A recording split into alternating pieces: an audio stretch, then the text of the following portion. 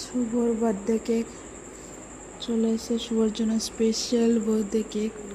এরকম ধরনের cake first time আমাদের ঘরে এসছে তার জন্য। এটা আমি পছন্দ করে এনেছি, আমি আর সুরাজ। তো জানে না, একটু আগে ইডলি ফিডলি দিয়ে ওকে বললাম যে এটাই তোর বার্থডে কেক, এটাই কাটিং করে সেলিব্রেট কর। একটু মজা করেছি, আর এখন দেবো ওকে সারপ্রাইজ। প্রিপারেশন করছি কেক কাটিংয়ের। এবার ডাকবো সবকে, ডেকে এবার হবে শুভর আসল বার্থডে সেলিব্রেশনস। কেক কাটিং হবে, চলো দেখা যাক সবার রিয়াকশান।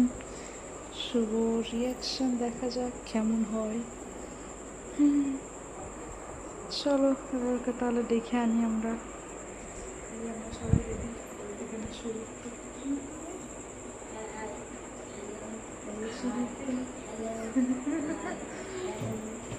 আর এই সুরাজকে